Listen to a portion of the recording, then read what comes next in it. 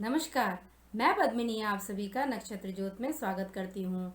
आज मैं आपको इस वीडियो में धनतेरस कब है, पूजा का शुभ मुहूर्त, धनतेरस में क्या खरीदें, यम का दीपक कैसे जलाएं, धनतेरस का इतिहास, सभी कुछ इस वीडियो में आपको बताऊंगी। इस वीडियो को अंत तक मेरे साथ देखिए। इस वीडियो को लाइक, शेयर एंड सब्सक्राइब जरूर करिए। वीडियो के नोटिफिकेशन बेल आइकन को प्रेस करिए ताकि मेरी वीडियो के नोटिफिकेशन आपके पास सबसे पहले आए। वीडियो के डिस्क्रिप्शन बॉक्स में आपको फेसबुक पेज, इंस्टाग्राम और पॉडकास्ट के लिंक्स मिल जाएंगे। आप वहां से भी लाइक एंड शेयर कर सकते हैं। आइए शुरुआत करते हैं अपनी वीडियो की। 5 दिवसीय त्यौहार दिवाली की शुरुआत यानी पहले दिन धनतेरस मनाया जाता है। धनतेरस कार्तिक माह में कृष्ण पक्ष की त्रयोदशी को मनाया जाने वाला त्यौहार है। धनतेरस को त्रयोदशी व धनवंतरी जयंती के नाम से भी जाना जाता है। इस बार यानी 2020 में यह पर्व 13 नवंबर को मनाया जाएगा। मान्यता है कि इस दिन आयुर्वेदिक चिकित्सा पद्धति के जनक धनवंतरी देवी समुद्र मंथन से अमृत कलश लेकर प्रकट हुई थी। इसलिए धनतेरस को धनवंतरी जयंती भी कहा जाता है। धनवंतरी देव जब समुद्र मंथन से प्रकट हुए थे, उस समय उनके हाथ में अमृत से भरा कलश था। इसी वजह से धनतेरस के दिन बर्तन खरीदने की परंपरा है। धनतेरस पर्व से ही दिवाली की शुरुआत हो जाती है। वहीं से यह मान्यता भी है कि कार्तिक कृष्ण पक्ष की त्रयोदशी तिथि के दिन भगवान धनवंतरी का जन्म हुआ था। इसलिए इस तिथि को धनतेरस या धन त्रयोदशी के नाम से भी जाना जाता है। यह पर्व हिंदू धर्म के सबसे बड़े और महत्वपूर्ण त्यौहार दिवाली के ठीक 2 दिन पहले मनाया जाता है।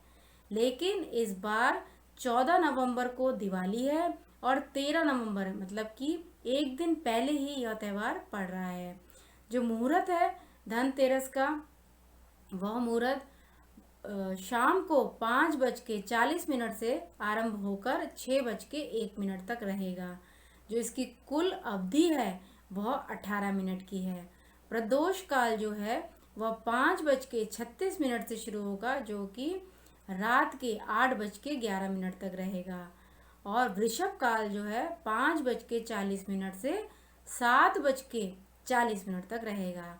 सागर मंथन जो माता लक्ष्मी से 2 दिन पहले उत्पन्न हुए धनवंतरी। शास्त्रों के अनुसार धनतेरस के दिन ही भगवान धनवंतरी सागर मंथन के बाद हाथों में स्वर्ण कलश लेकर उत्पन्न हुई। धनवंतरी ने कलश से भरे हुए अमृत से देवताओं को अमर बना दिया। धनवंतरी के उत्पन्न होने के 2 दिनों तक देवी लक्ष्मी प्रकट हुई। इसलिए दिवाली से 2 दिन पहले धनतेरस का त्यौहार मनाया जाता है। लेकिन 2020 में यह दिवाली 14 तारीख को है और धनतेरस 13 तारीख को है। शास्त्रों के अनुसार भगवान धनवंतरी देवता के वैद्य हैं और उनकी भक्ति और पूजा से आरोग्य सुख यानी स्वास्थ्य लाभ मिलता है। भगवान धनवंतरी विष्णु के अंश भी हैं और संसार में चिकित्सा विज्ञान के विस्तार और प्रसार के लिए ही भगवान विष्णु ने धनवंतरी का अवतार लिया था। कैसे मनाते हैं धनतेरस को कि देव धनवंतरी के अलावा इस दिन देवी लक्ष्मी और धन के देवता कुबेर की पूजा की परंपरा है। इस दिन कुबेर के अलावा यमदेव को भी दीप दान किया जाता है। इस दिन यमदेव की पूजा करने के विषय में एक मान्यता है कि इस दिन यमदेव की पूजा करने से घर में अकाल मृत्यु का भय नहीं रहता। यमदेव की पूजा के बाद पूरी रात घर के मुख्य द्वार पर दक्षिण दिशा की ओर एक दीपक जलाना चाहिए। इस दीपक में कुछ पैसा व कौड़ी भी डाली जाती है। धनतेरस के जो नियम है वो इस प्रकार है कि कार्तिक माह में कृष्ण पक्ष की उदय व्यापिनी त्रयोदशी को मनाया जाता है धनतेरस। यहाँ जो उदय व्यापिनी त्रयोदशी से मतलब है कि अगर त्रयोदशी तिथि सूर्य उदय के साथ शुरू होती है तो धनतेरस उसी दिन पड़ता है। धनतेरस के दिन प्रदोष काल सूर्यास्त के बाद के 3 मुहूर्त में यमराज को दीप दान भी किया जाता है। अगर दोनों दिन त्रयोदशी तिथि प्रदोष काल का स्पर्श करती है अथवा नहीं करती है तो दोनों स्थिति में दीपदान दूसरे दिन किया जाता है। धनतेरस में कौन सी चीज खरीदें जो आपके लिए बहुत ही शुभ है? तो आप इस दिन उपहार के रूप में सिक्का, बर्तन, वाहन और गहनों की खरीदारी कर सकते हैं, जो आपके लिए बहुत ही ज़्यादा शुभ होगा। लक्ष्मी और गणेश जी की चांदी की प्रतिमाओं को इस दिन में घर में लाना घर, कार्यालय, व्यापारिक संस्थाओं में धन, सफलता और उन्नति को बढ़ाता है। इस दिन भगवान धन्वंतरि समुद्र से कलश लेकर प्रकट हुए थे। इस दिन खास तौर से बर्तनों की खरीदारी की जाती है। इस दिन सूखे धनिये के बीज खरीदकर घर में रखना भी परिवार की धन संपदा में वृद्धि करता है। इस दिन ज्वेलर्स के पास भी काफ़ी भीड़ रहती है और कुछ लोग अपनी क्षमता के अनुसार उन सामानों को भी खरीदते हैं। इतना ही नहीं, इस दिन वाहनों की भी जमकर खरीदारी की जाती है। जो पूजन विधि है वो इस प्रकार है कि धनतेरस की पूजा शुभ मुहूर्त में करनी चाहिए। सबसे पहले 13 दीपक जलाकर तिजोरी में कुबेर का पूजन करना चाहिए। देव कुबेर का ध्यान करते ही उन्हें फूल चढ़ाएं और इसके बाद धूप, नैवेद्य आदि करें। और इस दिन स्थिर लक्ष्मी पूजन का विशेष महत्व है। श्री यंत्र खरीदें और उसकी पूजा भी करिए ताकि अचूक धन संपत्ति आपको मिले। और धनतेरस पर धन्वंतरि देव की षोडश उपचार पूजा का विधान है और 16 क्रियाओं से पूजा संपन्न करना चाहिए। इनमें आसन, पाद, अर्घ, आचमन, सुगंधित पेयजल, स्नान, वस्त्र, आभूषण, गंध, केसर, चंदन, पुष्प, धूप, नैवेद्य, आचमन, शुद्ध जल से जो किया जाए, दक्षिणा, युद्ध, तांबुल, आरती, प्रक्रिया, परिक्रमा आदि भी करना चाहिए। धनतेरस पर पीतल और चांदी के बर्तन खरीदने की भी परंपरा है। इससे धन वृद्धि होती है। इस दिन शाम के समय घर के मुख्य द्वार और आंगन में दिए जरूर जलाने चाहिए, क्योंकि धनतेरस से ही दिवाली के त्यौहार की शुरुआत होती है। धनतेरस के दिन शाम के समय यमदेव की नियमित दीपदान किया जाता है।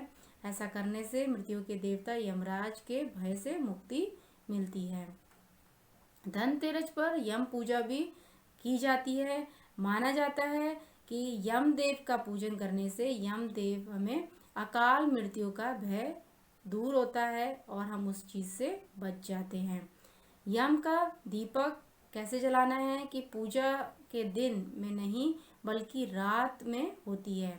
यमराज की पूजा सिर्फ एक चौमुखी दीप जलाकर की जाती है, जिसके लिए आटे का दीपक बनाकर घर के मुख्य द्वार के दाईं ओर रख दिया जाता है।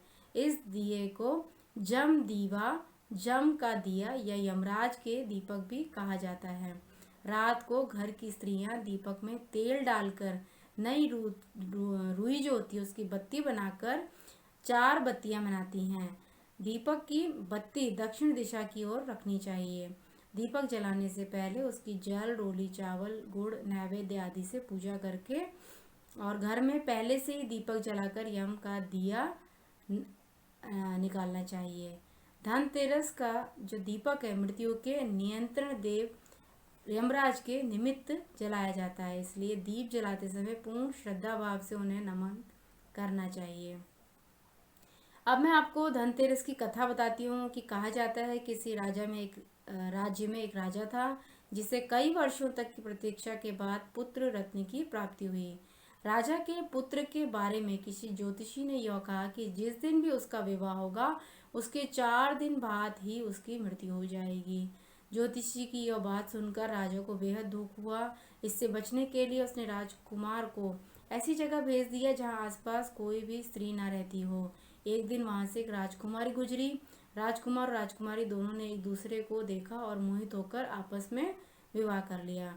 ज्योतिषी की भविष्यवाणी के अनुसार ठीक 4 दिन बाद यमदूत राजकुमार के प्राण लेने आ गए। यमदूत को देखकर राजकुमार की पत्नी विलाप करने लगी।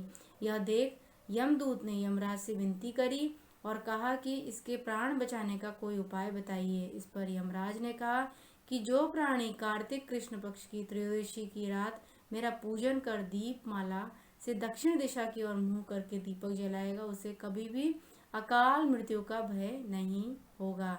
तभी से इस दिन से ही बाहर दक्षिण दिशा की ओर दीप जलाने की परंपरा है।